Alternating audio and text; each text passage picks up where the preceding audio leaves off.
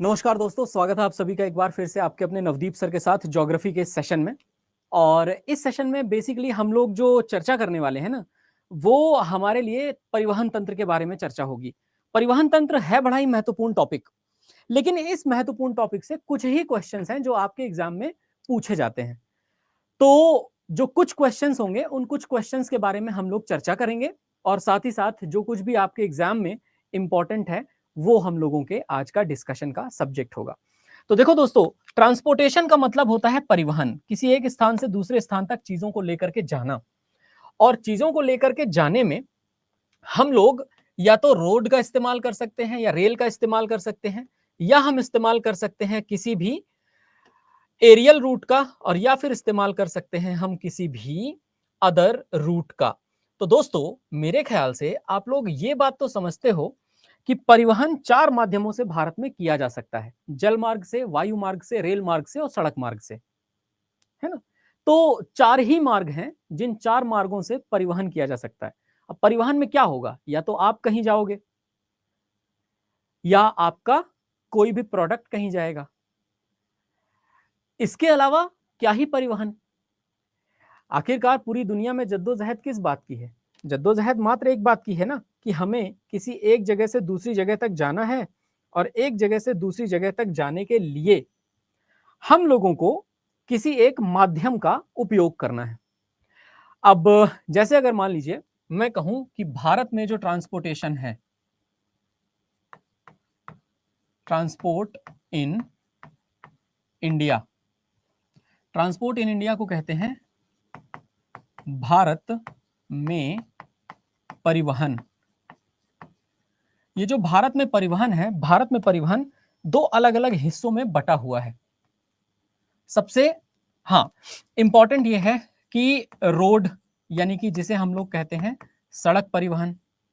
फिर दूसरा है जिसे हम लोग कहते हैं रेल, आप सभी लोग जानते हो रेल परिवहन।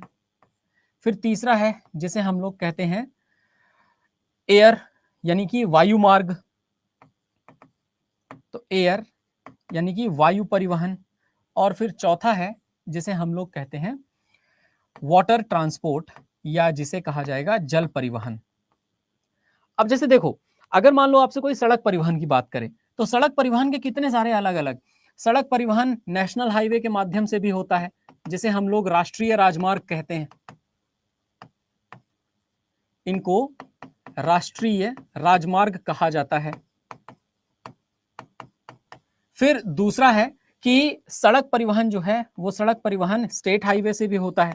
आप सभी जानते हो स्टेट के हाईवे को राज्यीय राजमार्ग कहा जाता है, राज्यीय राजमार्ग। फिर तीसरा है जो सड़क परिवहन होता है वो प्रधानमंत्री ग्राम सड़क योजना के तहत बनी हुई रूरल रोड से भी होता है। तो रूरल रोड्स का मतलब हो गया जो ग्रामीण सड़कें हैं, उन ग्रामीण सड़कों के माध्यम से भी, ग्रामीण सड़कों के माध्यम से भी परिवहन होता है। तो सड़क तो कहीं पर भी हो सकती है, चाहे वो पीडब्ल्यूडी बनाए, चाहे प्रधानमंत्री ग्राम सड़क योजना के अंतर्गत बने, चाहे बॉर्डर रोड ऑर्गेनाइजेशन बनाए, चाहे नेशनल हाईवे बनाए, national highway authority of India NHAI, चाहे गडकरी जी बनाए, चाहे देश के जो भी राज्य हैं उन राज्यों के लोग बनाए। रेलवे का क्या है, रेलवे में दो तरह से ट्रांसपोर्टेशन होता है दोस्तों। रेलवे में अगर आप लोग जानते हो, अगर आप में से किसी के घर वाले रेलवे में हैं, तो आप लोग ये जानते होंगे कि एक तो होता है पैसेंजर ट्रांसपोर्टेशन, पैसेंजर का मतलब होता है यात्रियों का ट्रांसपोर्टेशन होता है, और दूसरा होता है फ्राइट, फ्राइट का मतलब होता है मालगाड़ी। तो जो पैसेंजर ट्रेन होती है ना, वो यात्री गाड़ी होती है, और जो फ्राइट ट्रेन होती है उसको मालगाड़ी बोलते हैं। अब मालगाड़ी में वो टैंकर ट्रेन भी हो सकती है कि टैंकर के माध्यम से दूध एक जगह से दूसरी जगह पहुंचाया जा रहा है, या ऑयल पहुंचाया जा रहा है। वायु जो है ना, वायु मार्ग में भी आपको ये तो पता ही है कि वायु मार्ग में दो अलग अलग तरीके हैं, एक तो है डोमेस्टिक, दूसरा है इंटरनेशनल, और उसमें भी कमर्शियल कार्गो फ्लाइट अलग होती हैं, है ना। तो कार्गो फ्लाइट से अलग सामान जाएगा, और कमर्शियल फ्लाइट जो डोमेस्टिक होंगी उनमें से इंसान भी जाएंगे, जो कार्गो फ्लाइट्स होंगी उनमें से कार्गो जाएगा। कार्गो का मतलब होता है ऐसा कोई सामान जो ले जाकर के एक जगह से दूसरी जगह ट्रांसफर करना है। तो ये डोमेस्टिक और इंटरनेशनल दोनों ही ट्रांसपोर्ट होता है। तो डोमेस्टिक का मतलब हो गया घरेलू, स्थानीय, और फिर होता है इंटरनेशनल। इंटरनेशनल का मतलब हो गया अंतरराष्ट्रीय, अंतरराष्ट्रीय। और अब देखिए जो वाटर है ना, वाटर ट्रांसपोर्ट दो तरीके से, एक तो होता है इनलैंड वाटरवे। इनलैंड का मतलब होता है अंतर्देशीय जल मार्ग, माफ कीजिएगा गलत लिख दिया, अंतर्देशीय जल मार्ग। अंतर्देशीय जल मार्ग का मतलब जो नदियां होती हैं, नहरें होती हैं, उनके माध्यम से ट्रांसपोर्ट करना। और फिर दूसरा है वोयाज। आप लोगों ने अगर ये शब्द पहली बार सुना है तो याद रखिएगा, वोयाज का मतलब होता है समुद्री मार्ग। समुद्री मार्ग के बारे में पढ़ने की जरूरत नहीं है। और अब यहां पे क्या क्या पढ़ना है ध्यान दीजिएगा, आपको सिर्फ और सिर्फ कुछ कुछ चीजें पढ़नी है। आपको पूरा परिवहन तंत्र याद करने की आवश्यकता नहीं है कि आप उसके पीछे परेशान हो जाएं। तो देखिएगा, जो जो पढ़ना है वो मैं आपको इकट्ठे बताते हुए चलता हूं। सबसे पहले जब आप रोड परिवहन को पढ़ें तो सड़क परिवहन में आपको नेशनल हाईवे बनाने वाली national highway authority of India अथवा भारतीय राष्ट्रीय राजमार्ग प्राधिकरण का नाम याद होना चाहिए। क्लियर है? दूसरा, स्टेट हाईवे बनाने वाले, जो राज्य राजमार्ग बनाने वाले हैं, वो स्टेट के हाईवेज होते हैं, वो स्टेट गवर्नमेंट के अंडर आते हैं, स्टेट गवर्नमेंट अपने हिसाब से उनको मैनेज करती है। तो ये आप समझिएगा। तीसरा पॉइंट ये है कि जो रूरल रोड्स होती हैं, इनको बनाने की जिम्मेदारी मिनिस्ट्री ऑफ रूरल डेवलपमेंट की होती है, साथ ही साथ प्रधानमंत्री ग्राम सड़क योजना की भी। तो ये जो सड़कों की योजनाएं हैं, ये योजनाएं हमारे लिए बेहद महत्वपूर्ण रोल प्ले करती हैं। आपको पता है भारत में अगर हम परिवहन की बातें करें तो सिंधु घाटी सभ्यता और गंगा के मैदानी इलाकों के प्राचीन सभ्यताओं में बहुत सारा व्यापार हुआ करता था, और वो सब ट्रांसपोर्टेशन के थ्रू होता था। कभी बैलगाड़ी से एक जगह से दूसरी जगह, तो कभी इक्का गाड़ी से एक जगह से दूसरी जगह। कई बार तो हरियाणा के हिस्सों में जाइए और देखिए, हरियाणा के हिस्सों में लोग भैंसे को नथ देते हैं। मैंने पहली बार देखा हरियाणा में कि एक भैंसे को नधा गया है और वो भैंसा जो है वो गाड़ी को खींच रहा है। तो भैंसा गाड़ी मैंने पहली बार देखी, बैलगाड़ी तो मैंने देखी थी बचपन में। अलग अलग जगह पर अलग अलग तरह के अलग अलग डिफरेंट ट्रांसपोर्टेशन सिस्टम्स होते हैं। फिर समय काल बीता, दिल्ली सल्तनत, मुगल काल में सड़कें बनाई गई खूब, और ये जो सड़कें बनी, इन सड़कों के माध्यम से व्यापार होता था। सड़कों में आमतौर पर इस तरह की मिट्टी डाली जाती थी जो मिट्टी कीचड़ ना पैदा करे बरसात के मौसम में, ताकि आवागमन सुगम रहे, आवागमन सरल रहे, है ना। और तो और इसके अलावा धीरे धीरे यदि आप देखोगे तो भारत में परिवहन विकसित ही हुआ है। अगर मैं आपको सड़क परिवहन की बात बताऊं तो सड़क परिवहन में एक डिपार्टमेंट है जिसका नाम है ministry of road transport and highways. आप लोगों ने इस मिनिस्ट्री का नाम भी सुना होगा, ministry of road transport and highways. सड़क परिवहन व राजमार्ग मंत्रालय, इस मंत्रालय को MORTH के नाम से जाना जाता है। और MORTH, चूंकि अभी तो चुनाव चल रहे हैं, तो चुनाव में अब आपको नहीं पता कि ministry of road transport and highways अब किसके पास जाएगी, लेकिन अभी तक 10 सालों से इसके मिनिस्टर नितिन गडकरी साहब थे। और आप सभी को पता है नितिन गडकरी साहब ने जो काम किया है मिनिस्ट्री ऑफ रोड ट्रांसपोर्ट और हाईवेज में रह करके रोड को डेवलप करने का, अभूतपूर्व है भाई साहब। कोई कंपैरिजन ही नहीं है नितिन जी के काम का किसी और व्यक्ति से, किसी और सरकार से, किसी और एंटिटी से, या किसी पूरे विश्व में किसी से कोई कंपैरिजन नहीं है। ये बात आप भी जानते हैं, हम भी जानते हैं। तो देखिए दोस्तों, ministry of road transport and highways का एक डिपार्टमेंट है जिसका नाम है national highway authority of India. ये राजीव गांधी जी ने बनाया था, national highway authority of India. किसका बनाया हुआ है? तो याद रखिएगा, राजीव गांधी जी का बनाया हुआ है। इसी को NHAI के नाम से जाना जाता है। हिंदी में कहा जाए तो इसे ही कहते हैं भारतीय राष्ट्रीय राजमार्ग प्राधिकरण। राजमार्ग प्राधिकरण NHAI। आप देखते होंगे भाराराप्रा ऐसा लिखा रहता है, उसका मतलब भारतीय राष्ट्रीय राजमार्ग प्राधिकरण ही है। ठीक है, तो देखिए national highway authority of India का काम है भारत में हाईवे बनाना, और national highway authority of India जो भारत में हाईवेज बनाती है, इन हाईवे का एक बहुत बेसिक काम है कि ट्रांसपोर्टेशन को सरल करना है, कनेक्टिविटी यानी कि एक जगह से दूसरी जगह को जोड़ने पर काम करना है। ठीक है, एक बेसिक बात जो हमें जाननी है वो ये है कि इन विभागों ने अलग अलग जगह पर अलग अलग कॉरिडोर्स बनाए, और उन कॉरिडोर्स का काम अलग अलग है। जैसे अगर मैं आपसे कहूं कि एक कॉरिडोर है जिसे बनाया गया है, वो है नॉर्थ साउथ कॉरिडोर। ये जो नॉर्थ साउथ कॉरिडोर है, इसे हम लोग कहते हैं उत्तर दक्षिण गलियारा। और ये जो उत्तर दक्षिण गलियारा है ना, north south corridor, north south corridor basically एक ऐसा कॉरिडोर है जो श्रीनगर को कन्याकुमारी से जोड़ता है। श्रीनगर आप सभी लोग जानते हो जम्मू एवं कश्मीर में है, और श्रीनगर से कन्याकुमारी को जोड़ता है, और कन्याकुमारी तमिलनाडु में है। तो आप सभी लोग चूंकि इस बात को जानते हो, इसलिए मैं आपको बता दूं, श्रीनगर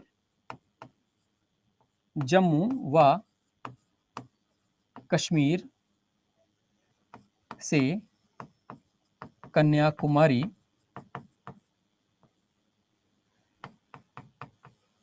तमिलनाडु। और पता है आपको, ये जो हाईवे है, ये हाईवे बहुत अलग अलग, श्रीनगर से यहां से शुरू होता है, फिर यहां से इस तरह से मध्य प्रदेश वगैरह होते हुए अंततः आंध्र प्रदेश और तमिलनाडु से होकर के कन्याकुमारी को कनेक्ट करता है। तो एक तरफ ये तो आप देख ही पा रहे हो कि यहाँ वाला जो हिस्सा है, इस हिस्से को हम लोग जानते हैं श्रीनगर के नाम से, और दूसरा हिस्सा जो है भारत के साउथ में, इसे हम लोग जानते हैं कन्याकुमारी के नाम से। श्रीनगर से कन्याकुमारी ये नेशनल हाईवे है। इस नेशनल हाईवे को कहते हैं नेशनल हाईवे नंबर, इसे क्या कहा जाता है, तो दोस्तों याद रखिएगा, नेशनल हाईवे नंबर 44। इसकी जो कुल लंबाई है वो है 3745 किलोमीटर। भारत का सबसे लंबा नेशनल हाईवे है ये। दूसरा, उत्तर दक्षिण गलियारे के अलावा इन्होंने पूर्व पश्चिम गलियारा भी बनाया, जिसे हम लोग कहते हैं ईस्ट वेस्ट कॉरिडोर। और ये ईस्ट वेस्ट कॉरिडोर, जिसे हम लोग कह रहे हैं पूर्व पश्चिम गलियारा, और ये जो पूर्व पश्चिम गलियारा है, पूर्व पश्चिम गलियारा कनेक्ट करता है असम में सिलचर से। सिलचर जो है यह है असम में एक जगह है, वहां से कनेक्ट करता है ये पोरबंदर को। और पोरबंदर के बारे में आप सभी लोग जानते होंगे कि यह महात्मा गांधी का जन्म स्थान है, जो कि गुजरात में स्थित है। तो सिलचर असम से पोरबंदर गुजरात तक, पोरबंदर गुजरात। अब ये सिलचर असम से लेकर के पोरबंदर गुजरात तक का जो हिस्सा है, ये आप देख सकते हैं, ये नेशनल हाईवे इस तरह से भारत के चिकन नेक से होकर के गुजरता है और यहाँ सिलचर असम को कनेक्ट करता है। तो मेरे ख्याल से आपको ये पता ही होगा कि सिलचर असम की एक जगह है और ये पोरबंदर गुजरात की एक जगह है।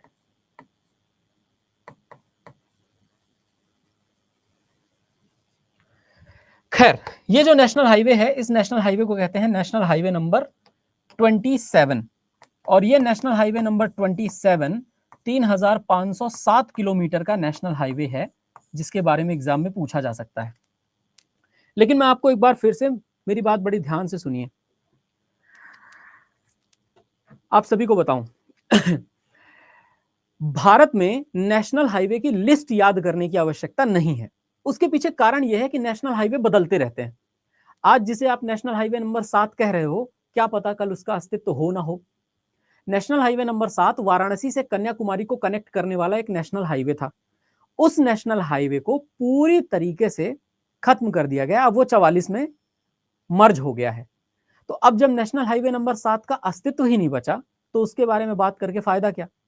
इसलिए नेशनल हाईवेज चेंज होते रहते हैं, आपको याद करने की आवश्यकता नहीं कि कौन सा नेशनल हाईवे कहां तक जाता है। ये चेंज हो सकता है, आज आप याद करें, कल को पता चले वो नेशनल हाईवे ही नहीं रहा, शहीद हो गया। इसलिए आपको याद नहीं करना। अच्छा, एक बात और बताऊं, नॉर्थ साउथ कॉरिडोर यानी उत्तर दक्षिण गलियारा, ईस्ट वेस्ट कॉरिडोर यानी पूर्व पश्चिम गलियारा। अब इस नॉर्थ साउथ कॉरिडोर और पूर्व पश्चिम गलियारे के बाद एक बात और बता दूं आपको, एक योजना है जिसको शुरू किया गया था भारत में, और दोस्तों उस योजना को कहा जाता है गोल्डन क्वाड्रिलेटरल योजना, golden quadrilateral scheme. Golden quadrilateral scheme का मतलब होता है स्वर्णिम चतुर्भुज योजना। स्वर्णिम चतुर्भुज योजना को शुरू किया गया था सन 2000 में, और 2000 में इसको उस समय के तत्कालीन प्रधानमंत्री अटल बिहारी वाजपेयी जी ने शुरू किया था। इनका प्रमुख मुद्दा यही था कि हम दिल्ली से कोलकाता को, कोलकाता से चेन्नई को, चेन्नई से मुंबई को, और मुंबई से दिल्ली को कनेक्ट करेंगे। तो इस तरह से एक गोल्डन क्वाड्रिलेटरल बन रहा है, स्वर्णिम चतुर्भुज बन रहा है। फिर उन्होंने कहा कि ऐसा भी नहीं है, हम दिल्ली से चेन्नई को भी कनेक्ट करेंगे और मुंबई से कोलकाता को भी कनेक्ट करेंगे, तो डायगोनल भी बना। क्लियर हुआ आपको।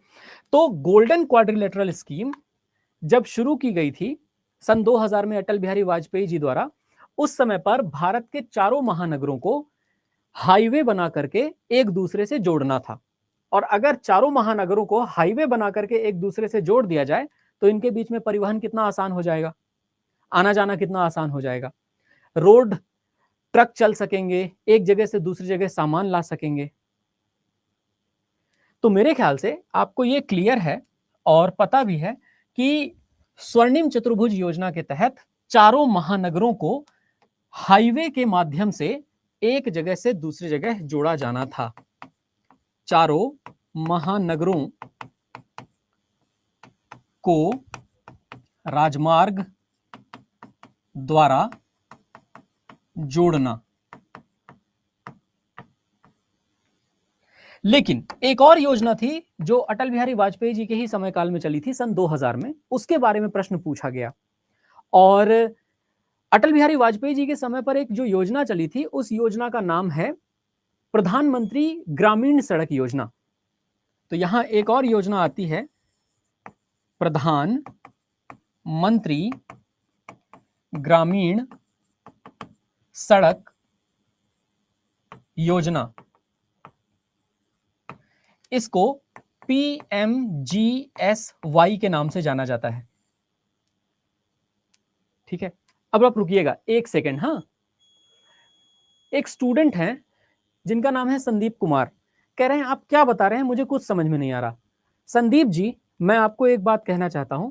मैं कह रहा हूं कि चार महानगरों को हाईवे के माध्यम से जोड़ने की एक योजना को सन 2000 में हमारे पूर्व प्रधानमंत्री अटल बिहारी वाजपेयी जी ने शुरू किया था, जिसका नाम रखा था स्वर्णिम चतुर्भुज योजना। स्वर्णिम चतुर्भुज योजना के अंतर्गत चारों शहरों को सबसे पहले हाईवे द्वारा जोड़ा जाना था, फिर दिल्ली से चेन्नई को भी हाईवे द्वारा जोड़ दिया गया और मुंबई से कोलकाता को भी हाईवे द्वारा जोड़ दिया गया। इस तरह से न सिर्फ कि हमारे चारों महानगरों को जोड़ा गया, बल्कि साथ ही साथ दो महानगरों को विकर्ण की तरह भी जोड़ दिया गया। अगर आपको यह समझ में नहीं आया जो मैंने बताया है, तो आप क्लास छोड़ दीजिए, अपना पैसा रिटर्न करवा लीजिए, क्योंकि अब इससे ज्यादा सरल भाषा में क्या समझाऊं मैं। इसमें समझने वाली कोई चीज है ही नहीं, इसमें केवल जानने वाली चीजें हैं। यदि मैं आपसे कहूं मेरा नाम नवदीप है और मेरे मित्र का नाम विवेक है, और आप मुझसे कहें सर मुझे समझ में नहीं आया, तो बताइए इस बात को मैं कैसे समझाऊं। अगर कोई चीज फैक्ट है तो उस फैक्ट को फैक्ट की तरह ही बताऊंगा ना। अब मैं क्या करूं बताओ, मैं फांसी लगा लूं, झूल जाऊं कहीं। चलो ठीक है दोस्तों, बड़े ध्यान से, है ना, बड़े ध्यान से आपको याद करना है। तो मैं आपको जो कहना जा रहा हूं उसको आप याद रखिए, प्रधानमंत्री ग्रामीण सड़क योजना किसके समय पर आई थी? तो यह भी याद रखिएगा, यह भी आई थी प्रधानमंत्री अटल बिहारी वाजपेयी जी के समय पर, सन 2000 में। 2000 लिख रहा हूं, इसका मतलब सन 2000 की बात कर रहा हूं। तो प्रधानमंत्री प्रधानमंत्री ग्रामीण सड़क योजना के अंतर्गत क्या हुआ था, है ना? तो प्रधानमंत्री ग्रामीण सड़क योजना के अंतर्गत पहले गांव को शहरों से, जो भी हाईवे हैं उनसे जोड़ने की परियोजना पर काम किया गया था। हमने प्रधानमंत्री ग्रामीण सड़क योजना बनाई, गांव से पक्की सड़कें बनाई और गांव से पक्की सड़कें जाकर शहरों को जोड़ती थी। आपको जो प्रश्न पूछेगा, आपको सिंपल सा प्रश्न पूछेगा कि ये बताइए प्रधानमंत्री ग्रामीण सड़क योजना को किस वर्ष में शुरू किया गया? आपको सन 2000 पर टिक लगा देना है। दूसरा क्वेश्चन आपसे यह पूछा जा सकता है कि ये बताइए प्रधानमंत्री ग्रामीण सड़क योजना को किस प्रधानमंत्री के कार्यकाल में शुरू किया गया था? तो याद रखिए सन 1999 से 2004 तक भारत में प्रधानमंत्री हुआ करते थे अटल बिहारी वाजपेयी जी। तो इनका नाम आपको इसलिए याद रखना है क्योंकि प्रधानमंत्रियों का नाम कई बार पूछ दिया जाता है। अटल बिहारी वाजपेयी, ऐसे आपको पूछा जा सकता है। बस इससे ज्यादा क्या ही है। आगे चलते हैं। अब ये तो हम समझ गए, लेकिन एक बात बताइए, हमारे जो बॉर्डर्स हैं उन पर सड़कें बनाने का काम कौन करेगा? जैसे ये गुजरात है, गुजरात से लेकर के राजस्थान, पंजाब, जम्मू कश्मीर एवं जो चीन के साथ बॉर्डर वाला क्षेत्र है, हिमालय का क्षेत्र है, नेपाल के साथ बॉर्डर वाला क्षेत्र है, भूटान के साथ बॉर्डर वाला क्षेत्र है, म्यांमार के साथ बॉर्डर वाला क्षेत्र है, और तो और जो बांग्लादेश के साथ बॉर्डर वाला क्षेत्र है, इन पर सड़कें बनाने का काम कौन करेगा? तो सड़कें बनाने का काम, जो हमारे बॉर्डर पर सड़कें बनती हैं, उनका काम आता है बीआरओ के अंतर्गत। बीआरओ का मतलब है सीमा सड़क संगठन। तो एक बार फिर से हमारे पास एक नया संगठन है जो भारत में सड़कें बनाने का काम करता है। नाम है उसका border roads organisation. Border road organisation का मतलब होता है, इसी को कहते हैं बीआरओ, ब्रो शॉर्ट फॉर्म है इसका। हिंदी में कहा जाए तो सीमा सड़क संगठन। सीमा सड़क संगठन की स्थापना हुई थी सन 1960 में। स्थापना यानी कि इसका एस्टैब्लिशमेंट सन 1960 में हुआ था और इसका मुख्यालय नई दिल्ली में ही है। जो हेडक्वार्टर्स है वो नई दिल्ली में है। तो पहले क्या होता था, सीमा सड़क संगठन हमारे देश के विभिन्न विभाग मिलकर चलाते थे। अब चूंकि बॉर्डर पे सड़क बनानी है तो बॉर्डर पे आर्मी भी होती है। आर्मी ने कहा कि बीआरओ हमको दे दो, हम अपने हिसाब से सड़कें बनाएंगे। तो पहले बीआरओ केंद्र सरकार द्वारा चलाया जा रहा था, फिर केंद्र सरकार के अंतर्गत भारतीय सेना ने बीआरओ को अपने अंडर टेक ओवर कर लिया और बीआरओ को जो भी भारत के बॉर्डर पर सड़क बनाने का काम दिया जाता है उसको भारतीय सेना देखती है। तो भारतीय सेना ही बीआरओ को रेगुलेट करती है।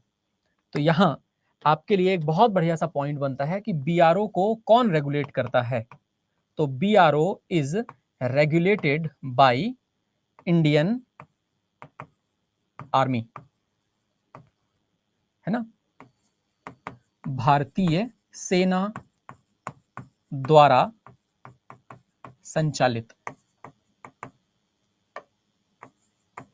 यह प्रश्न भी परीक्षा में पूछा गया है कि बॉर्डर रोड ऑर्गेनाइजेशंस को, या जो ये बीआरओ है, इस बीआरओ को कौन संचालित करता है? तो आपको सीधे सीधे भारतीय सेना आंसर कर देना है। इंडियन आर्मी इसको संचालित करती है। ठीक है, अब एक देखिए अच्छा हाँ, बीआरओ कोई मिनिस्ट्री ऑफ डिफेंस का नहीं है। याद रखना, ये पूछा जा सकता है प्रश्न कि क्या बीआरओ मिनिस्ट्री ऑफ डिफेंस का है? बिल्कुल नहीं, बीआरओ मिनिस्ट्री ऑफ डिफेंस का है ही नहीं। बीआरओ जिसका है, बीआरओ जिसका है वो केंद्र सरकार है। केंद्र सरकार के इस विभाग इसकी देख रेख और इसका संचालन करने का काम भारतीय सेना का है। तो कंफ्यूजन मत रखिएगा कि BRO is by Indian army. और ये क्यों आप लोग लिखने लगते हो यार, धीरज कुमार पांडे क्या लिखने की जरूरत है, it is the part of Indian army. Is BRO the part of Indian army really? Do you know about it? अगर आपको पता है तो आप बताओ, क्या बीआरओ भारतीय सेना का भाग है? मतलब कहां लिखा है ये बात जो तुमने लिख दी कमेंट सेक्शन में? क्यों कमेंट सेक्शन में ऐसी बातें लिखते हो? ठीक है, मैं डांटूंगा फिर ऐसे में, और डांट खाओगे फिर मत बोलना, मुंह फुला के बैठ जाओगे इतना बड़ा बिल्ला जैसा। फालतू कमेंट लिखने की जरूरत ही नहीं है, जब मैं पढ़ा रहा हूं तुमको काहे लिखना है यार, it is the part of Indian army and all. बढ़िया है, मैं इधर समझा रहा हूं, उधर लिखे पड़ा नहीं it is the part of Indian army, बाकी ये सबकी अलग ही चल रही है। क्या यार, कैसे कैसे लोग रहते हैं यहाँ पर। एक अभी प्रश्न पूछा गया था सन 2021 में कि एक प्रोजेक्ट है जिस प्रोजेक्ट को शुरू किया गया था बीआरओ द्वारा भूटान में विकास करने के लिए, है ना? तो देखो, हाँ, भूटान में विकास करने के लिए एक प्रोजेक्ट को शुरू किया गया था, भूटान का विकास। और भूटान का विकास यानी कि development of infrastructure in Bhutan. तो भूटान का विकास करने के लिए, इंफ्रास्ट्रक्चर का विकास करने के लिए एक प्रोजेक्ट संचालित किया जाता है, जिस प्रोजेक्ट का नाम है प्रोजेक्ट दंतक।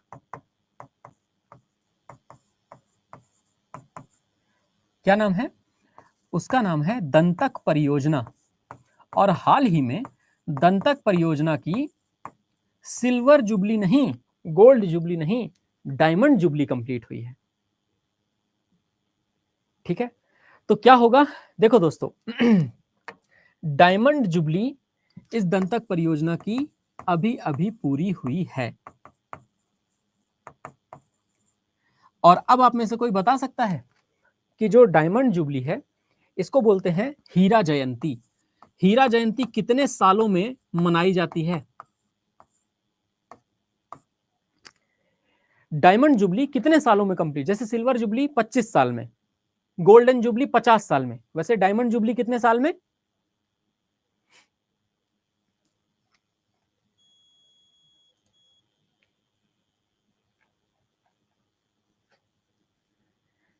हाँ, एक ही स्टूडेंट हैं जो सही आंसर कर रहे हैं, उनका नाम है शिवांश और हृदेश।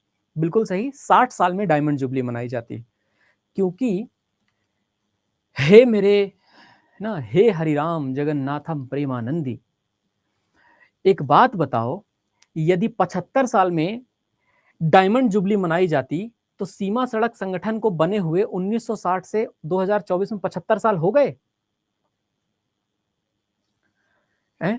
65 साल भी अभी पूरे नहीं हुए हैं और तुम कह रहे हो 75 साल में डायमंड जुबली मनाई जाती है। अरे वो प्लैटिनम जुबली होती है रे पागलो, थोड़ा ध्यान से सुनो। 60 साल पूरे हुए हैं डायमंड जुबली पूरी हुई है 60 वर्ष। तो जो मैंने आपको बताया वो है भूटान का विकास, जो भूटान के अंदर विकास कर रहे हैं बीआरओ वाले, वो प्रोजेक्ट दंतक के अंतर्गत कर रहे हैं। और प्रोजेक्ट दंतक के अंतर्गत हीरा जयंती अभी हाल ही में 60 वर्ष इस प्रोजेक्ट दंतक के पूरे हुए हैं। ये तो आप लोग समझ गए है ना? निखिल कह रहा है डायमंड जुबली का मतलब क्या होता? अरे यार, मैं सच बताऊं, मैं परेशान हो गया। मैं कोई नया शब्द बोल देता हूँ फिर मैं खुद ही सोचता हूँ भगवान मैंने बोला क्यों। मैं अभी कह रहा हूँ कि 25 साल में स्वर्ण जयंती, वो रजत जयंती मनाई जाती है, सिल्वर जुबली। 50 साल में गोल्डन जुबली मनाई जाती है, स्वर्ण जयंती। 60 साल में हीरा जयंती मनाई जाती है, जिसको कहते हैं डायमंड जुबली।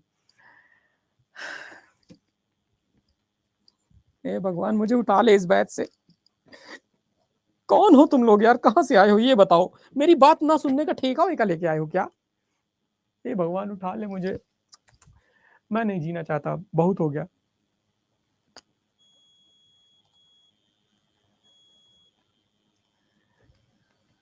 चलो आगे बढ़े। तो आगे बढ़ते हुए दोस्तों अब आप रेलवे के बारे में थोड़ी जान लीजिए। अच्छा हाँ, ये है ग्रैंड ट्रंक रोड। ये ग्रैंड ट्रंक रोड दिल्ली से लेकर कलकत्ता तक की है। इसको शेरशाह सूरी ने बनवाया था, ये आप लोगों ने सुना होगा। हाँ, एक बैच आपके इस पहले पूरा किया था, उसको पूरा करने के बाद मैंने गंगा नहाया है अभी घर जाकर। अब मैं एक बार फिर से नहाऊंगा गंगा। चलो।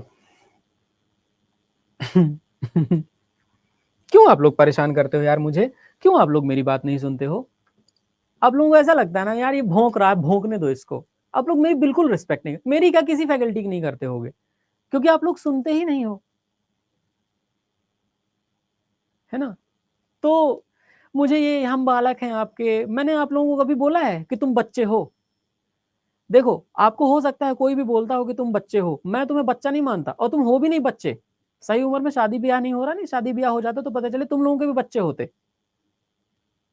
जो कायदे से उम्र है 21 साल भारत सरकार की, है ना?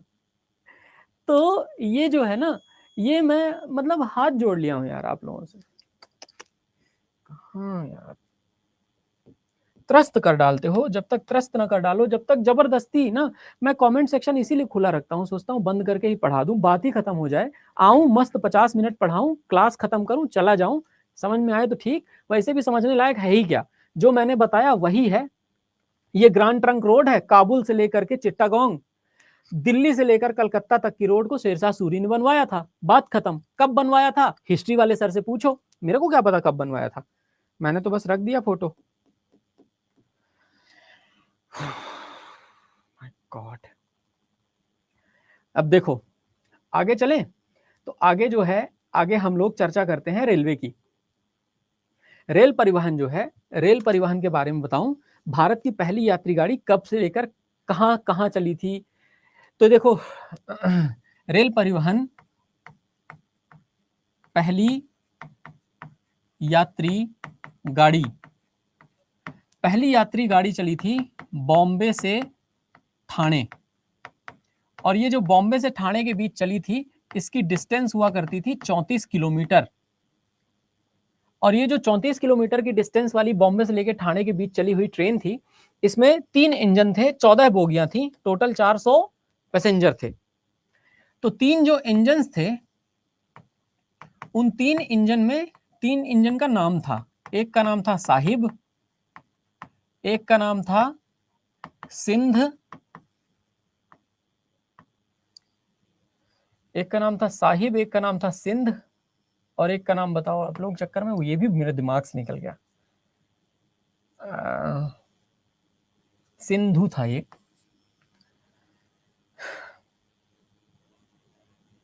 सुल्तान एक का नाम था। तो सुल्तान, सिंधु और साहिब, ये 3 इंजन लगे हुए थे इस रेल में, जो पहली 16 अप्रैल 1853 को चली थी। पहली यात्री गाड़ी थी ये। बहुत सारे लोग आपको बोलते हैं पहली ट्रेन, पर मैं कहता हूं पहली ट्रेन नहीं है ये, पहली पैसेंजर ट्रेन है ये। पहली ट्रेन भारत में 1930 में चली थी, चेन्नई में। वो मालगाड़ी थी, वो यात्री गाड़ी नहीं थी। चेन्नई में मालगाड़ी पहली बार 1930 में चली, और फिर उसके बाद पहली यात्री गाड़ी महाराष्ट्र में मुंबई से, मुंबई मतलब जो बॉम्बे है, बॉम्बे और ठाणे के बीच में चली थी, 34 किलोमीटर की। बॉम्बे और ठाणे आपस में नजदीक नजदीक हैं, जैसे दिल्ली और एनसीआर का हिस्सा है ना, कि गुड़गांव और दिल्ली आसपास हैं, वैसे ही बॉम्बे और ठाणे भी हैं, एकदम आसपास मौजूद हैं। आगे चलते हैं तो एक और जो हमारे लिए डिस्कशन का सब्जेक्ट बनता है, वो ये है कि अब हमारे जो हम भारत की बात करते हैं, उस भारत में क्या क्या रेलवे में एडवांस हो रहा है। तो रेलवे में जो कुछ भी एडवांस हो रहा है, उसमें वंदे भारत ट्रेन बन रही है, कवच सिस्टम बन रहा है, बुलेट ट्रेन बन रही है, ये सब अलग अलग चीजें बन रही हैं जो हमारे लिए बेहद महत्वपूर्ण है। और अंतरदेशीय परिवहन की मुख्य धमनी, अंतरदेशीय मतलब हमारे भारत के अंदर अंदर, वास्तव में रेलवे, रेलवे का जो नेटवर्क है ना, पूरे विश्व में चौथा नेटवर्क है भारतीय रेलवे का। तो इंडियन रेलवे, इंडियन रेलवे भारतीय रेल विश्व में चौथे स्थान पर है, चौथे स्थान पर। ठीक है, पहले नंबर पर यूएस है, आप जानते हो, ऑब्वियस सी बात है। ठीक है, फिर रशिया है, चाइना है, फिर भारत है। 1 लाख किलोमीटर से ज्यादा का भी जो रेलवे नेटवर्क है भारत के अंदर मौजूद है। इतना बड़ा रेलवे नेटवर्क और कहीं नहीं है। तो स्वाभाविक है कि भारत बेहद महत्वपूर्ण है। Indian railway is one of the very important railways we have here in India. एक तो ये पॉइंट है। और आगे चलते हैं। तो आगे चलने पर रेलवेज के बारे में आपको जो कुछ क्वेश्चंस पूछे जाएंगे वो ये हैं कि रेलवे के जोन कौन कौन से हैं और कहाँ कहाँ पर हैं। तो देखो दोस्तों, रेलवे के जोन कहाँ कहाँ पर हैं वो मैं आपको ऑलरेडी इस पीडीएफ के अंदर ही लिखा हुआ दे दूंगा। तो रेलवे के जोन को याद कर लीजिएगा। फिर रेलवे की फैक्ट्री कहाँ कहाँ पर लगी हुई है। जैसे बिहार में मधेपुरा नाम की जगह है, मढ़ौरा नाम की जगह है। तो मधेपुरा और मढ़ौरा के अंदर फैक्ट्रीज लगी हुई हैं अलग अलग, और वो फैक्ट्रीज हमारे लिए महत्वपूर्ण है। हमने उनके बारे में भी आपको यहाँ पर लिख करके दे दिया है, सिर्फ याद करने वाली बात है। तो रेलवे के बारे में याद करिएगा। जैसे अगर आपसे कोई पूछता है कि ये बताइए निम्न में से कौन सा नवीनतम भारतीय रेलवे जोन है, तो नवीनतम भारतीय रेलवे जोन जो है वो है साउथ कोस्ट रेलवे, याद रखिएगा। और ये जो साउथ कोस्ट रेलवे है, साउथ कोस्ट रेलवे विशाखापट्टनम में है, और यह नवीनतम ऐड हुआ है, विशाखापट्टनम, है ना, विशाखापट्टनम। आगे चलते हैं हम। तो आगे चल करके एक और क्वेश्चन आता है कि भारत में सबसे लंबा राष्ट्रीय राजमार्ग कौन सा है। तो 44 नंबर, क्योंकि इसकी जो लंबाई है वो 3745 किलोमीटर की है, आप सभी लोग जानते हैं। भारतीय राष्ट्रीय राजमार्ग प्राधिकरण का मुख्यालय कहाँ है। तो इसका सही आंसर है नई दिल्ली। भारतीय राष्ट्रीय राजमार्ग प्राधिकरण का मुख्यालय है, जो कि आपको याद रखना है। ग्राम सड़क विकास विभाग कौन से विभाग के अंतर्गत आता है। तो ग्राम सड़क विभाग जो है ना, ग्राम सड़क विकास, ये ग्राम सड़क विकास आता है ग्रामीण विकास मंत्रालय के अंतर्गत। ये मैंने आपको बताया है थोड़ी देर पहले पढ़ाते पढ़ाते। फिर ऐसे क्वेश्चन पूछा गया परीक्षा में कि प्रधानमंत्री ग्रामीण सड़क योजना कौन से वर्ष में शुरू की गई थी। तो ये सन 2000 में शुरू की गई थी। ये क्वेश्चन पूछे हुए हैं सब परीक्षा के। भारत का सबसे लंबा अंतरदेशीय राष्ट्रीय जलमार्ग कौन सा है, और इसका सही आंसर है नेशनल वाटरवे नंबर 1। अब देखिएगा, अब आते हैं हम लोग जल मार्गों पर। तो जो जलमार्ग हैं वह हमारे लिए कितना ज्यादा जरूरी है। ठीक है, तो देखिए दोस्तों, जलमार्ग, वाटरवे,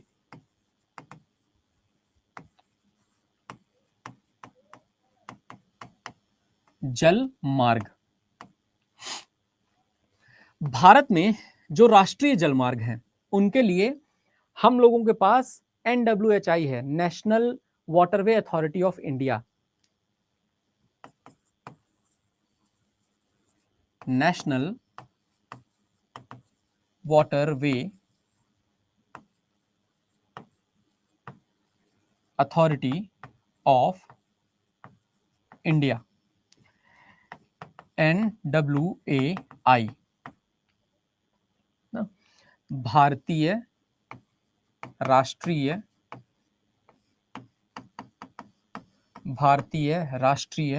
जलमार्ग प्राधिकरण। और जो ये भारतीय राष्ट्रीय जलमार्ग प्राधिकरण है, इसको क्या कहते हैं, भाराजाप्रा, भारतीय राष्ट्रीय जलमार्ग प्राधिकरण। इनके हिसाब से भारत में नेशनल वाटरवेज होते हैं। नेशनल वाटरवेज का मतलब होता है राष्ट्रीय जलमार्ग। ये लोग भारत में राष्ट्रीय जलमार्ग के बारे में चर्चा करते हैं। अच्छा, राष्ट्रीय जलमार्गों की संख्या ऐसे नहीं होती कि नंबर 1 है, नंबर 2 है, नंबर 3 है, नंबर 4 है, तो टोटल मिला के 4 होंगे। क्या पता आपको नेशनल वाटरवे नंबर 80, 81, 82, 83 मिले ही ना, और नेशनल वाटरवे नंबर 114 मिल जाए। मतलब NW 81, 82 है ही नहीं। NW मान लो 50 से लेकर के 100 तक नहीं है, लेकिन NW 111 है, NW 114 है। तो ये इन्हीं लोगों के ऊपर निर्भर करता है कि वो किसी भी जलमार्ग का नाम क्या रख देते हैं। आपको परेशान होने की जरूरत नहीं, 4 जलमार्गों के बारे में जरूर पूछा जा सकता है, जैसे जो NW1 है वो कहां से लेकर कहां तक कनेक्ट करता है। तो NW1 ये जोड़ता है प्रयागराज को हल्दिया से, प्रयागराज से भी हटा ही देते हैं। प्रयागराज उत्तर प्रदेश में है और हल्दिया है बंगाल में। जैसे NW2, अच्छा NW1 जो है वह कितने किलोमीटर एक सेकेंड, हाँ,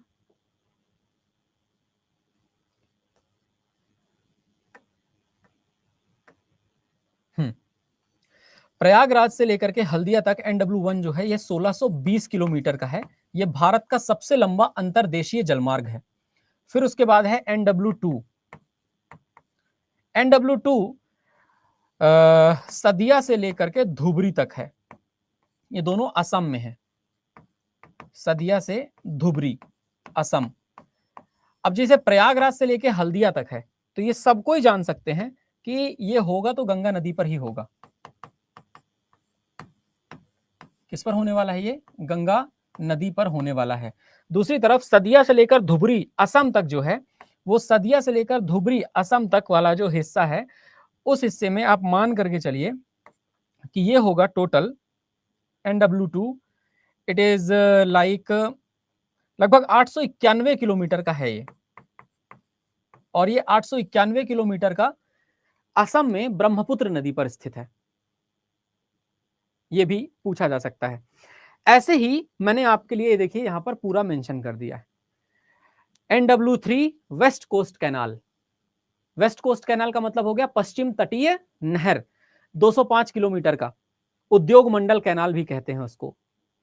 ये कोट्टापुरम से लेके कोल्लम तक है।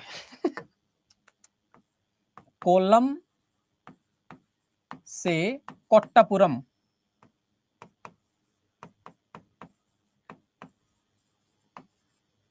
कोल्लम से कोट्टापुरम, ये जो हमारा हाईवे है वो हाईवे इस तरह से है। हाईवे बोल रहा हूं, सॉरी, वाटरवे। ऐसे ही चौथा है कृष्णा नदी पर ना। ये लिखा तो हुआ है मुक्तियाला से लेके विजयवाड़ा तक, लेकिन ये जो 82 किलोमीटर का है, ये देखिए यहां से ये वाला हिस्सा, ये वास्तव में 82 किलोमीटर से अलावा भी आगे की तरफ फैला हुआ है। ये काकीनाडा से लेकर के पुडुचेरी तक फैला हुआ है। तो काकीनाडा से पुडुचेरी, हाल ही में इसका विस्तार हुआ है और काकीनाडा से पुडुचेरी तक फैला हुआ है। ये अलग अलग जगहों तक है ना। तो ये यही खास बात है जो इनको अलग बनाती है, और यही खास बात है जिस वजह से ये वास्तव में अलग हैं।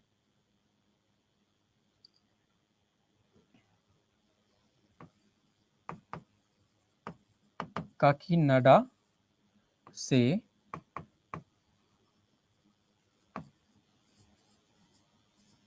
पुडुचेरी। ऐसे ही अंबा नदी पर अब देखिए नेशनल वाटरवे नंबर 6-7 आपको मिल नहीं रहे, नेशनल वाटरवे नंबर 10 मिल गया आपको। अंबा नदी पर बना 45 किलोमीटर का, इस तरह से।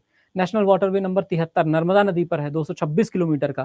ताप्ती नदी पर नेशनल वाटरवे नंबर 100 है, 436 किलोमीटर का। बस शुरू के 4 याद रखना, बात खत्म बाकी दुनियादारी की।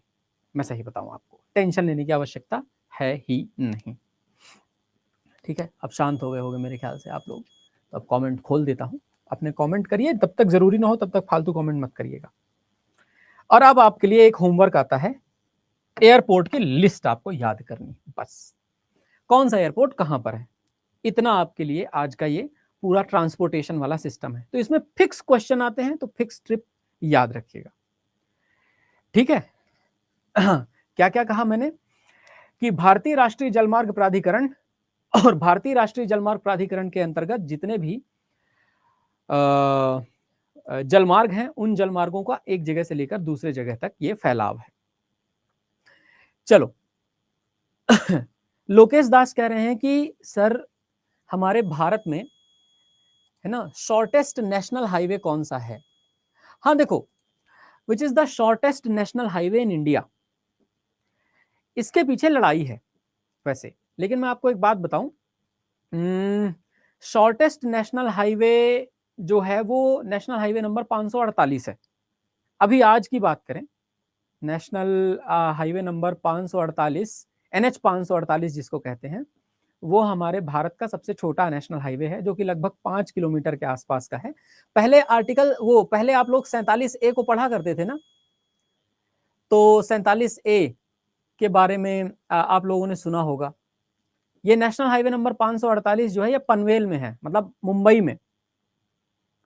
और इसकी जो टोटल दूरी है, वो टोटल दूरी मेरे ख्याल से लगभग 5.6 किलोमीटर की है, जबकि नेशनल हाईवे नंबर 47A हुआ करता था, नेशनल हाईवे नंबर 47A बड़ा था।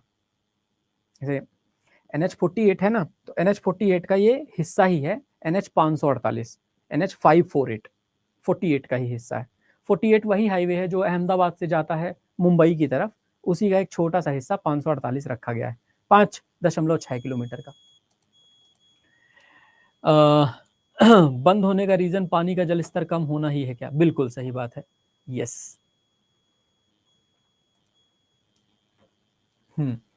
और जो क्वेश्चंस हैं वो पूछिए, जो जरूरी हो वही पूछिएगा ना, कंफ्यूजन में रखिएगा। कोई तो कह रहा था मुझे हिंदी में करवाओ। अरे मैंने केरल और कोट्टापुरम जो लिखा है, कोल्लम से कोट्टापुरम, वो आप नहीं पढ़ सकते हो ऐसे। अगर मान लीजिए मैंने लिख भी दिया ऐसे कोल्लम, तो क्या इसका आप कोल्लम नहीं लिख सकते या कोल्लम नहीं पढ़ सकते ऐसे? कोल्लम से ये मैंने लिख दिया मान लीजिए कोट्टापुरम, तो आप लोग क्या अंग्रेजी नहीं पढ़ोगे क्या कभी भी जीवन में? कोल्लम से कोट्टापुरम ऐसे लिखना पड़ेगा, इसको तो आप ऐसे ही पढ़ सकते हो यार, कोई बड़ी बात नहीं है। अनामिका, हल्दिया जो है वो हुगली नदी पर है, मतलब गंगा की ही जो वितरिका है बंगाल में, हल्दिया। बस इतना ही आपको पढ़ना है। NHAI 1988 में बना था विप्लव।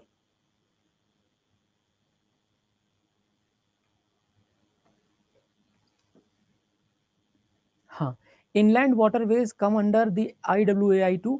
इनलैंड वाटरवेज को ही नेशनल वाटरवेज कहा जाता है। अंशुमन, अच्छा क्वेश्चन है आपका यार, ये यहाँ पर एक प्रश्न का जवाब देना बनता है। ये National Waterway Authority of India पहले IWAI के नाम से जाना जाता था, Inland Waterway Authority of India. फिर Inland Waterway Authority of India को NWAI, National Waterway Authority of India कर दिया गया। मनोज कह रहे हैं first rail in India Chennai में कौन सा स्टेट था? चेन्नई तमिलनाडु की राजधानी है भाई। बेसिक पढ़ो यार, कम से कम स्कूल से इतना तो पढ़ के आए होगे कि तमिलनाडु की राजधानी चेन्नई है बाबू। तब वो मद्रास प्रेसिडेंसी का हिस्सा हुआ करता था, चेन्नई का पुराना नाम मद्रास है, तो मद्रास में चली थी। Famous shipping corporations working in India. Rajesh ji, अच्छा है आपका। शिपिंग कॉर्पोरेशंस के बारे में आपको पढ़ने की जरूरत नहीं है, हाँ मत पढ़िए ही मत उसके बारे में। आप कुछ नहीं, ज़्यादा से ज़्यादा इतना पढ़ सकते हैं कि जैसे मझगांव डॉक लिमिटेड वगैरह हैं, तो ये भारत के पब्लिक सेक्टर्स हैं, इनको कहते हैं सार्वजनिक उपक्रम। सार्वजनिक उपक्रमों से भी प्रश्न नहीं पूछे जाते, क्यों आप फालतू पढ़ेंगे एक्स्ट्रा, है ना? प्रश्न मैंने देखे नहीं, तो आपको परेशान नहीं होने की जरूरत है। हाँ, जो हाईवे और रेलवे प्रोजेक्ट है नए वाले, वो बिल्कुल 1 साल के करंट अफेयर्स में आप अपडेट करेंगे। हाँ, संदीप कुमार जी, मैं आपको एक रिक्वेस्ट करना चाहता हूँ, आपसे एक विनम्र निवेदन है मेरा। यदि आप मेरी क्लास में एग्जैक्टली 5 बजे नहीं आएंगे तो आपको कुछ समझ में नहीं आएगा। आप प्लीज क्लास को ना अपनी तरफ से अपनी एक बहुत महत्वपूर्ण प्रायोरिटी पर रखा करिए। यदि आप महापैक में हैं तो कृपया एक बैच को सिलेक्ट कर लीजिए, एक बैच के अंदर सिर्फ फैकल्टी क्लासेस करिए। जब आप पूरा क्लास कर लें तो उसके बाद फिर दूसरे पर ध्यान दीजिए, तो टेंशन ना लो अभी। Thank you Kartik. Viplav ministry of ports, shipping and waterways के अंतर्गत आता है, ठीक है। टनल के बारे में जो क्वेश्चंस पूछे जाते हैं रेवा सिद्धा, टनल्स के बारे में क्वेश्चंस आपको पूछे जाएंगे नॉर्मली ज्यादा से ज्यादा हाईवेज के। तो हाईवेज कहां से गुजरते हैं ये नहीं पूछा जाता, टनल आपको एक दो हैं, जैसे पीर पंजाल में एक टनल है, जवाहर सुरंग है, या फिर अटल टनल जो है वह हिमाचल प्रदेश में स्थित है। तो टनल्स बहुत फेमस बस 4 ही 5 हैं जिनके बारे में बन सकते हैं क्वेश्चन। लेकिन मैं आपको एक बात और बताऊं, आप लोग एक काम करना, आप लोगों को ना अगर ऐसे गूगल पर जाओ, आप लोग एक काम करो, गूगल पर जाके ऐसे यूट्यूब पे पहुंचे ना, यूट्यूब पर जाकर के सर्च करो, यहां पे लिख देना आप, यहां पे पोर्ट्स नवदीप सर,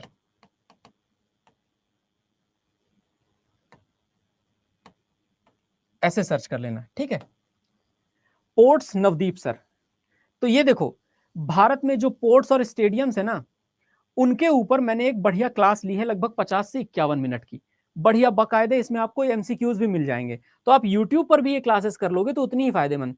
मैं आपको सही बताऊं, मैं यूट्यूब पर भी कोई डिफरेंस नहीं करता हूं, अच्छे से पढ़ाता हूं यूट्यूब पर भी। तो आपको जो ये क्लासेस हैं, ये क्लासेस में देखिए पोर्ट्स वगैरह के बारे में आपको काफी कुछ जानकारी के रूप में यहाँ पर मिल जाएगा, ये मैंने बताया हुआ है, तो आप प्लीज इसको पढ़िएगा ये।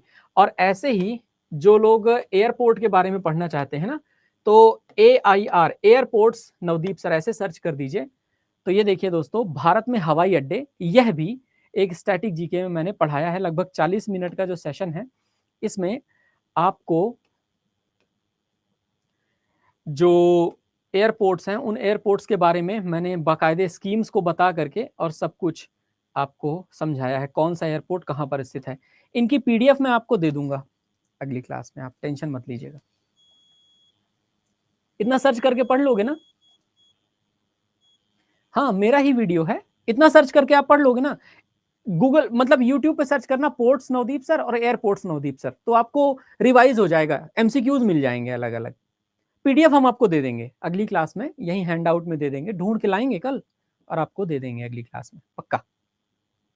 देखो हम आपकी मदद करने के लिए हमेशा तैयार हैं, हम जहां जहां जो जो भी ठीक ठाक कंटेंट पढ़ाए हैं ना, वो आपको रिफर करते रहेंगे, आप पढ़ते रहिएगा।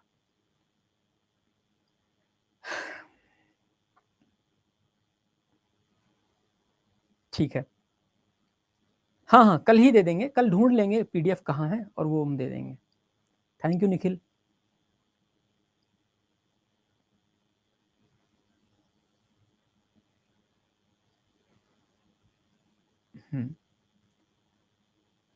हाँ संदीप पूछो, बीच बीच में सबकी टांग खींच लेते हैं, हाँ हाँ थैंक यू डियर स्टूडेंट्स।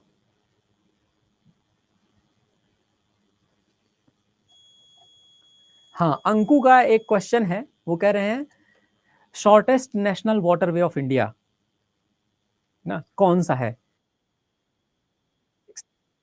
जो 5 किलोमीटर का ही है, मणिमुत्तरू रिवर पर है ये, तमिलनाडु में।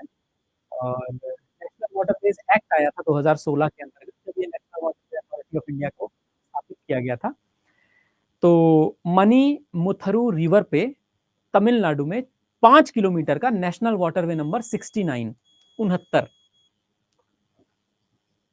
संदीप कह रहे हैं कि मैं RPF और ग्रुप डी की तैयारी कर रहा हूं सर। हाँ हाँ करिए ना, ऐसे ही पढ़िएगा।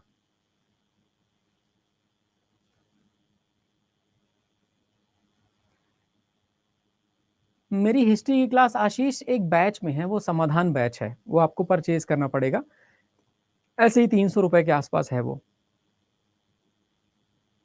थैंक यू JP जी। अरे नहीं, इससे बाहर क्या ही पूछेगा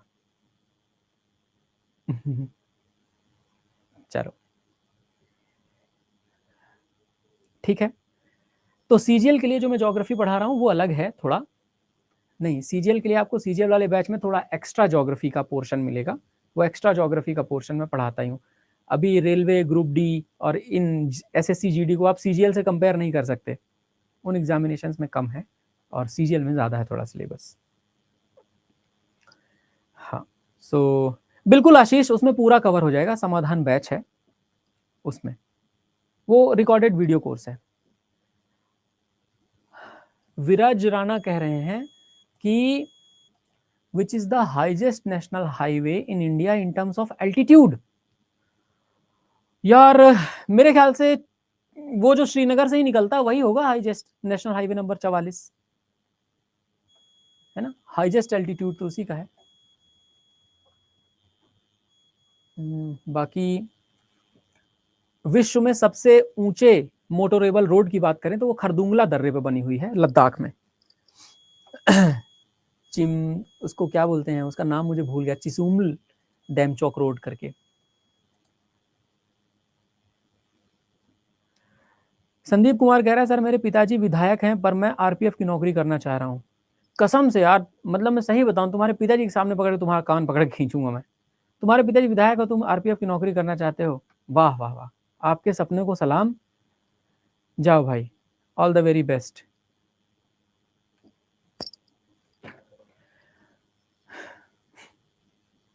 कौन सी विधानसभा से विधायक है भाई, कहाँ के हैं विधायक? दीपक, this does not cover the entire CGL syllabus, but also I will provide you the classes, है ना, डोंट वरी। जब ये क्लासेस कंप्लीट होंगी तो आप मुझे बोलिएगा, तो मैं आपको प्रोवाइड करवा दूंगा CGL की क्लासेस जो हैं।